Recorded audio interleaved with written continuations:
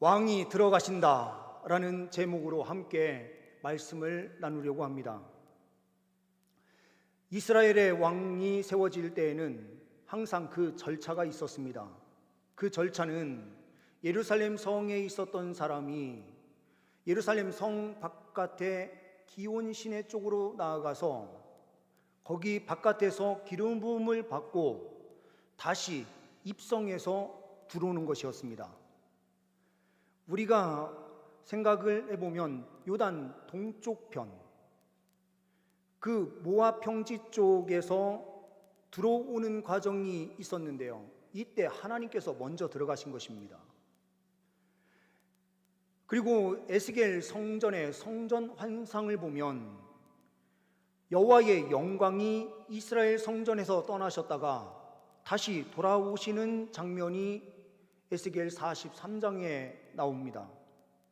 그 장면에서 보면 동쪽에서 하나님의 영광이 지성소로 들어가시는 것으로 표현돼요.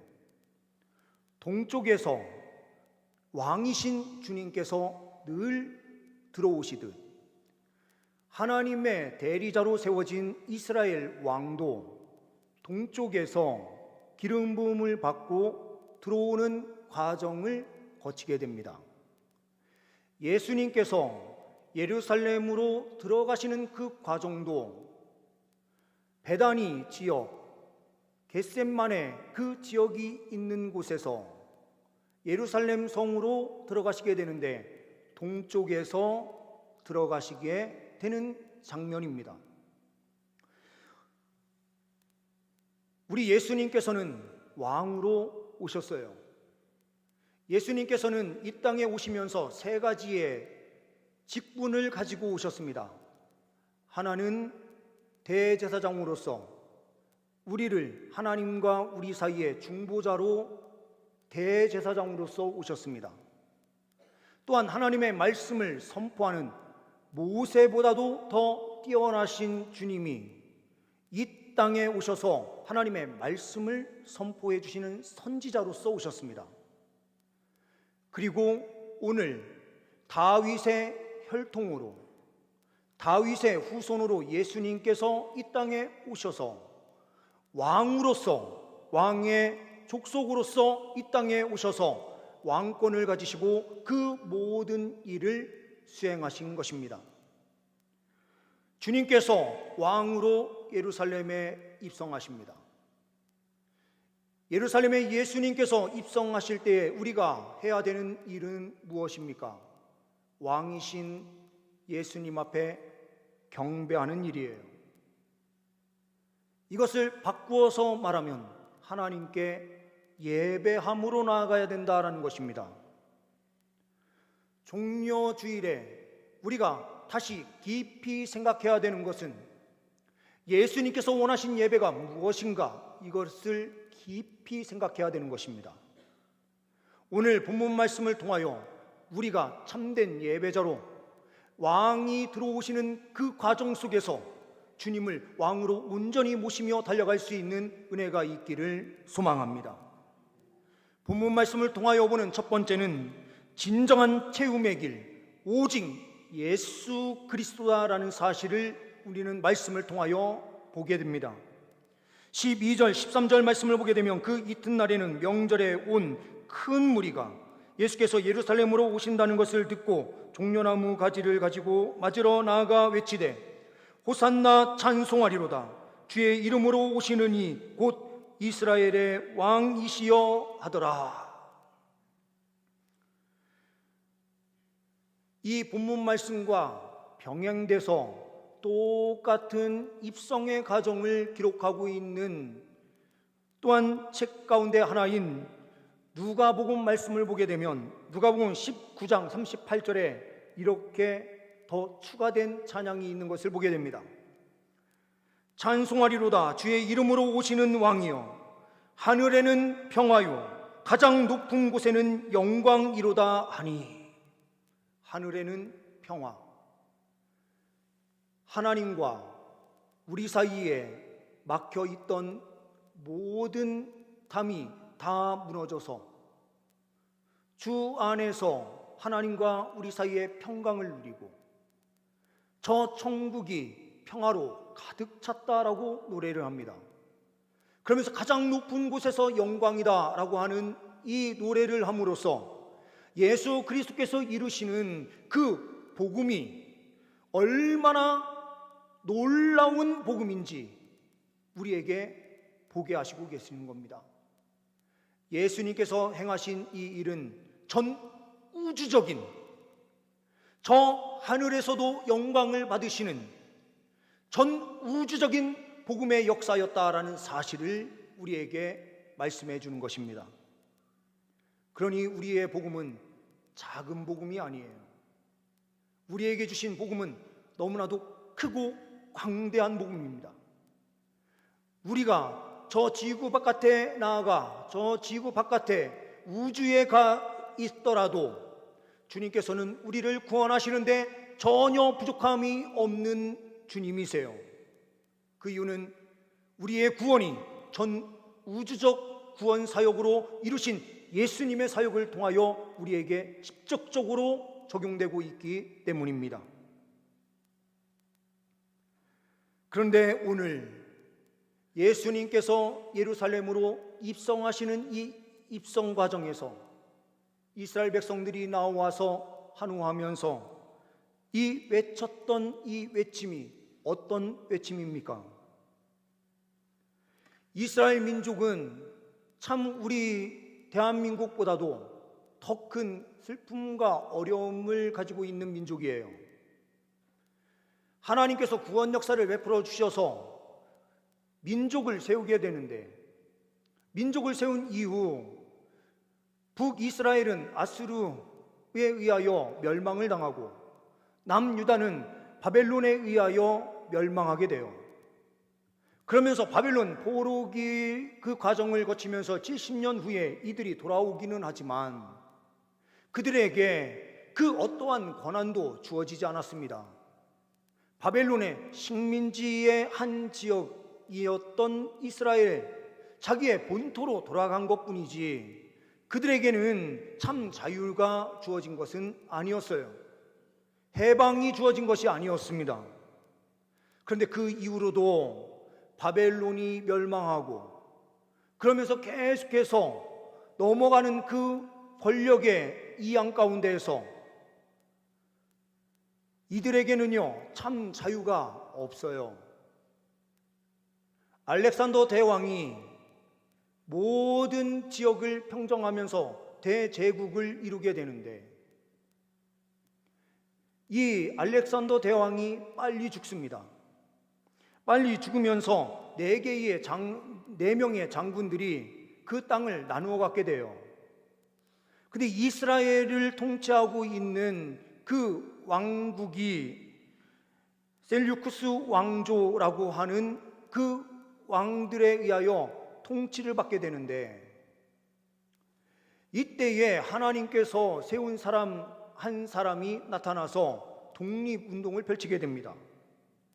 그 사람이 하스모니아 왕조라고 알려져 있는 그 가운데 마카베오라고 이름하는 이 사람이 그 당시에 최고의 권력을 가지고 있는 이 셀류쿠스 왕조의 핵심 지역인 아시리아와 전쟁을 펼치면서 큰 승리를 얻게 됩니다. 군사적으로나 그들의 물질적으로나 이 민족을 이길 수가 없는데, 이 마카비라고 하는 사람이 이 셀류쿠스 왕조를 대응해서 계략을 얼마나, 이 전략을 얼마나 잘 세웠는지 큰 승리를 거둬요. 나갈 때마다 전쟁에 승리합니다. 마치 우리나라의 이순신 장군이 늘 승리했었던 것처럼 그런 승리를 거머쥐었던 사람이 바로 마카비예요. 이 사람이 승리하고 예루살렘으로 들어오는 그 개선 장군으로서 들어올 때에 예루살렘 사람들, 이스라엘 사람들이요 종려나무를 꺾어서 그때 막 흔들면서 환호했습니다. 이 전통이 그대로 남아 있었던 거예요. 그 기억을 가지고 있었던 이스라엘 사람들이 예수님께서 입성하신다라는 소식을 듣고 그들은 종려나무를 가지고 나와서 자기의 옷을 바닥에 깔고 그곳에서 종려나무를 흔들면서 예수님의 입성을 환영하고 있었던 것입니다. 그런데 이들이 생각했었던 예수님의 입성을 통하여 이루려고 했었던 것은 무엇입니까? 이들은 다시 마카비와 같은 그런 예수님으로 세워져서 예수님이 온 세상을 통일시키는, 그래서 이스라엘 민족이 가장 강력한 나라로 세워지는 로마의 통치를 벗어나서 진정한 해방을 이루고 그 로마까지 완전히 점령해서 온 세상에 통치하는 그 나라로 이스라엘 민족이 세워지기를 꿈꾸면서 이 호산나 다윗의 왕이여라는 이러한 찬송을 부르며 환호했던 것입니다. 그러니 이들의 환호는 철저하게 자기의 욕망을 이루려고 하는 함성이었습니다. 오늘 이 시간 예배하는 우리들도 이스라엘 백성들과 똑같은 모습으로, 그러한 모습으로 혹시 하나님 앞에 예배하는 백성들이 계신 것은 아닙니까?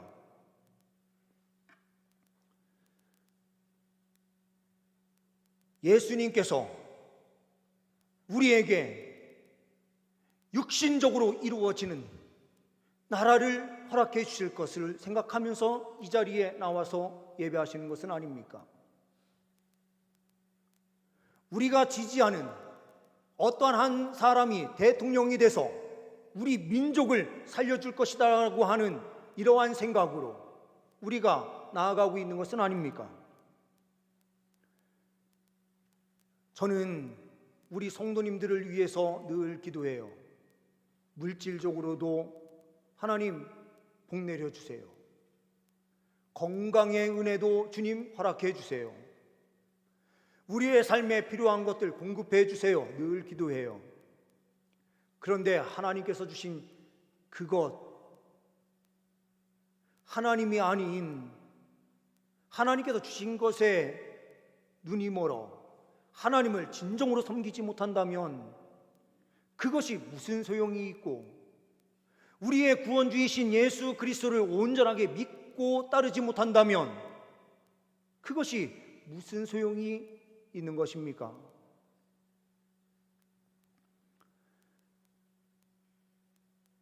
이 시간 주님 앞에 나와서 예배하시는 주의 백성들 가운데서도 이 시간 혹시라도요 주일 예배 드리지 않으면 하나님께 심판을 받을까 봐, 어디 놀러 갔다가 혹시라도 다칠까 봐, 오늘 예배를 안 드리면 또 일주일 안에 어떤 일이 벌어질까 봐 두려워서 이 자리에 혹시 계신 거라면 회개하십시오. 우리 하나님을 온전히 왕으로 섬기고요, 예수님을 진정한 왕으로 모시면서 사랑하며 달려갈 때에 우리에게는 진정한 은혜가 있습니다. 영국의 존 유턴이라는 사람이 있습니다. 1725년에 런던에서 태어난 이 유턴은 독실한 어머니 밑에서 7살까지 자라게 돼요. 그런데 이 어머니가 7살에 하나님의 부르심을 받고 소천을 하십니다. 그러면서 이 아이는 새 엄마를 맞이하고 가정에 뭔가 적응을 잘못했는지 방황하는 삶을 살다가 어느 정도 나이가 들어서 선원으로 가서 일을 하기 시작해요. 근데 그가 하는 일은 어떤 일이었는가? 노예를 중개하는 일을 했습니다. 노예를 아프리카나 이런 데에서 사서 영국이나 이런 쪽에 이 노예를 파는 일을 했어요. 그러면서 많은 돈을 벌어요. 그런데 많은 돈을 버는데 갈급함이 늘 있어요. 돈은 벌어도 더 벌고 싶은 거예요. 그런데 어느 날 배를 타고 가는데 태풍이 큰 폭풍우가 몰아치면서 이제 거의 죽을 것 같은 상황 가운데 있는 거예요. 그러니 이 사람이 그때서야 하나님께 무릎 꿇고 기도합니다. 하나님 살려주세요. 하나님 저 좀 살려주세요 하면서요 간절히 기도하니 하나님께서 기도에 응답하셔서 폭풍우가 딱 멈춰지게 한 거예요.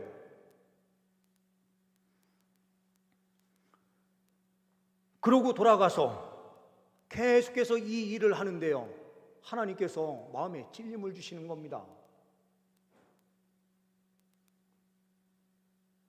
하나님의 형상을 입은 사람, 그 사람들을 판매하는 일을 하고 있는 이 유턴에게 하나님께서는 계속해서 마음에 찔림을 주신 거예요. 그러니 주님 앞에 엎드려서 다시 기도합니다. 하나님, 하나님의 뜻이 무엇입니까? 그럴 때 하나님께서 예수 그리스도에 대하여 바로 깨닫게 하시고 1764년에 성공의 목사, 사제로 이 사람이 세워지게 하나님께서 하셨어요. 그러면서 이 사람이 자기의 삶을 되돌아보면서 작사, 작곡을 하게 되는데 그 곡이 바로 어메이징 그레이스입니다. 나 같은 죄인 살리신.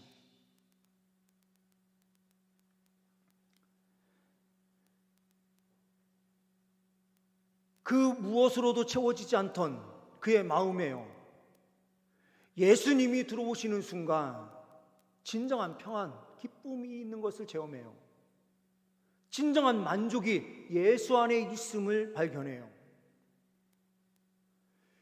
예루살렘에 있었던 사람들이 예수님의 입성을 보면서 그렇게 한우했었던 것은 육신적인 야망을 이루어질 사람으로 예수님을 왕으로 그렇게 모셔드리고 있는데 주님께서는 그들에게 어떠한 메시지를 주시고 계시는 것입니까? 진정한 만족은 세상적인 만족이 아니라 예수 안에서 누리는 진정한 기쁨, 구원의 감격 속에 사는 것이다라고 우리에게 말씀해 주시는 것입니다.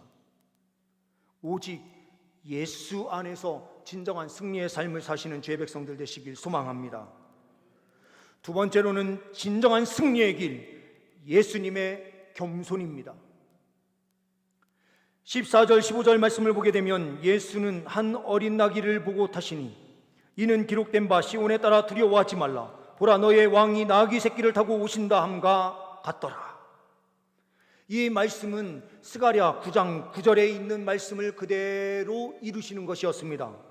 스가랴 9장 9절의 말씀을 보게 되면 시온에 따라 크게 기뻐할지어다 예루살렘에 따라 즐거이 부를지어다 보라 내 왕이 내게 임하시나니 그는 공의로우시며 구원을 베푸시며 겸손하여서 나귀를 타시나니 나귀의 작은 것 곧 나귀 새끼니라. 겸손하셔서 나귀를 타시는데 그 나귀 중에서도요 가장 어린 나귀 새끼를 타셨다. 그 이유가 무엇 때문이라고요? 겸손하셨기 때문이다, 이렇게 표현되는 겁니다. 진정한 겸손은 무엇입니까? 진정한 겸손은요, 하나님 말씀 앞에 순종하는 것이 가장 큰 겸손이에요. 예수님의 겸손은 물론 나귀 새끼를 탐으로써 육신적으로도요 겸손의 삶을 살으셨다는 것을 보여주는 표현이기도 하지만 스가랴 9장 9절의 그 말씀을 그대로 따라서 사신 삶을 통하여 하나님의 말씀에 순종하는 겸손을 이루셨다, 이렇게 말씀하시는 거죠.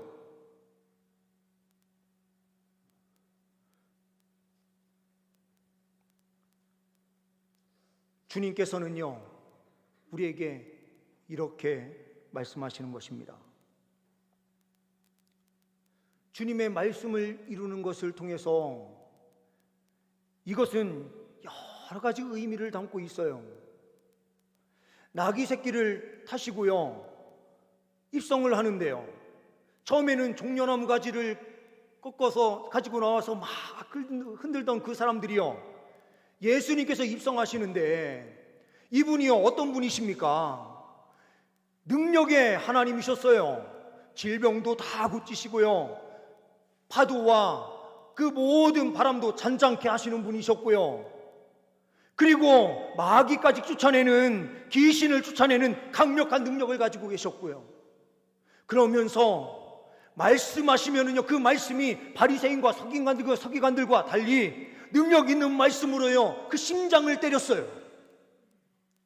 그러니 예수님께서 입성하신다라는 소식을 들으면서요 그들은 감격했을 거예요.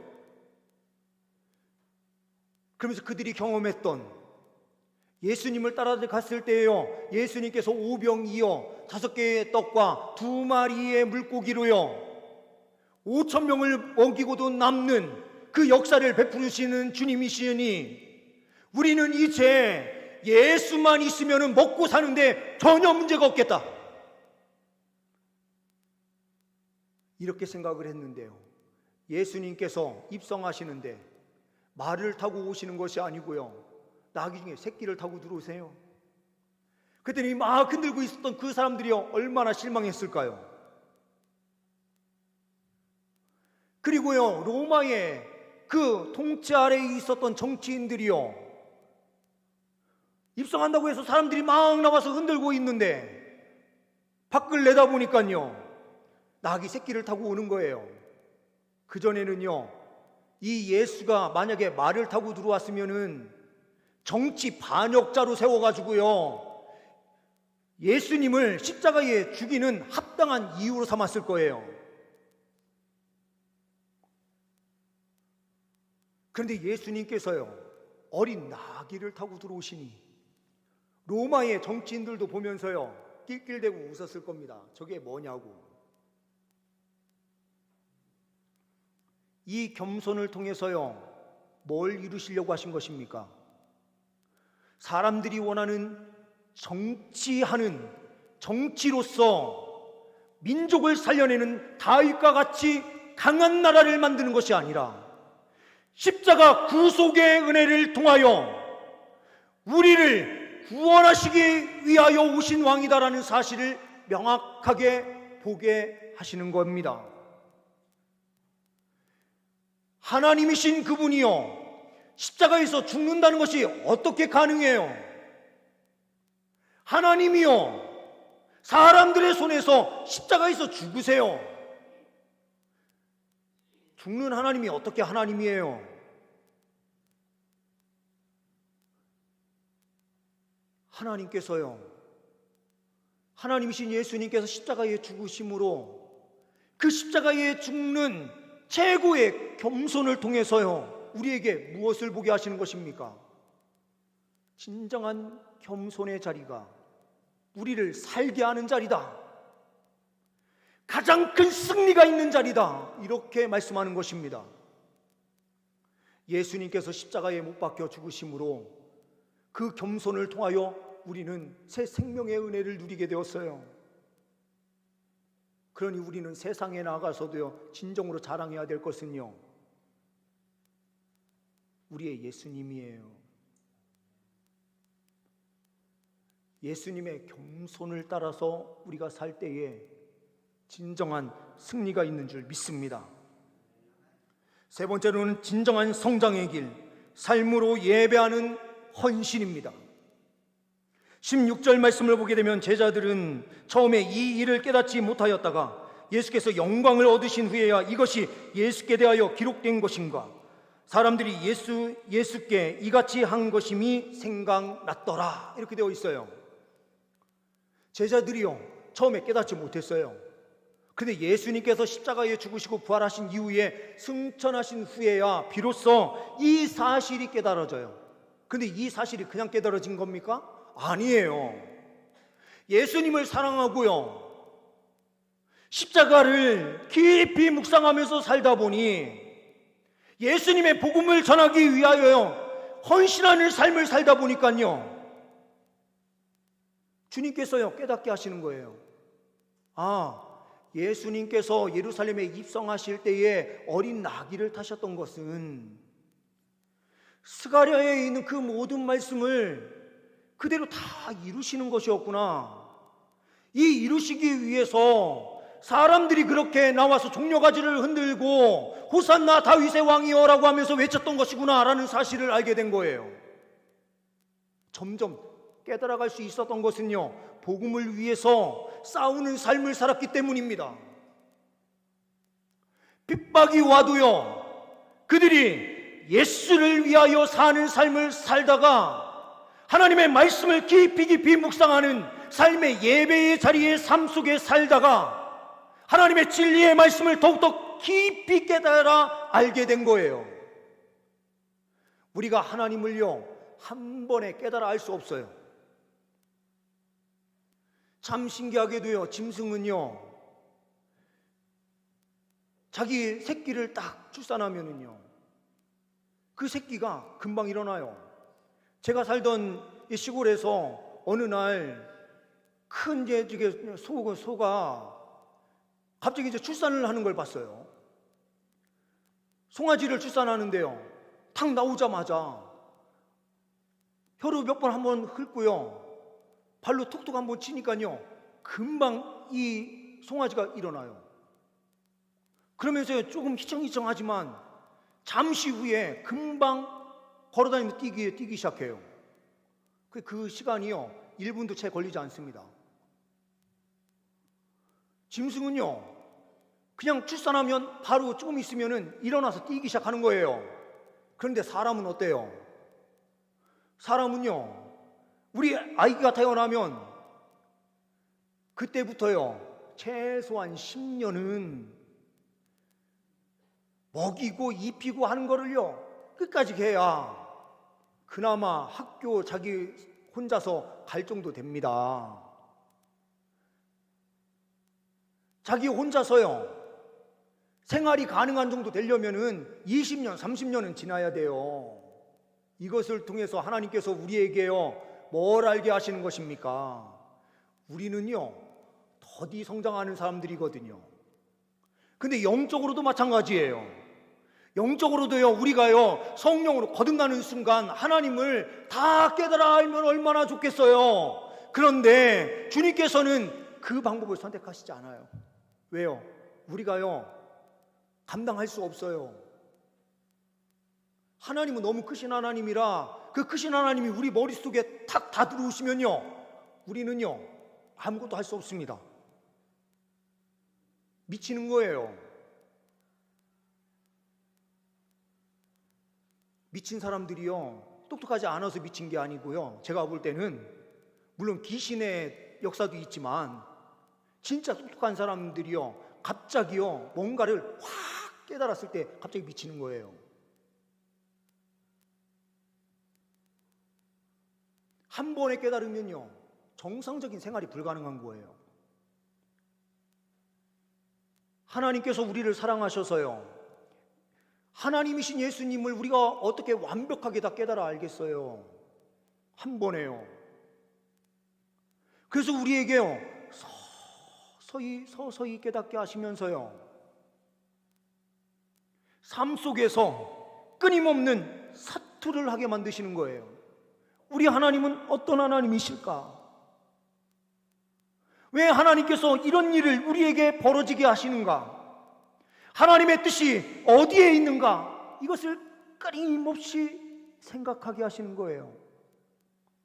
그 무엇보다도요, 우리를 구원하신 예수님의 그 은혜를요, 한 번에 확 깨닫게 하시는 것이 아니라 계속해서 깨닫게 하심으로 우리에게요, 보혈의 은혜가 더 충만하게 임하게 하시는 겁니다.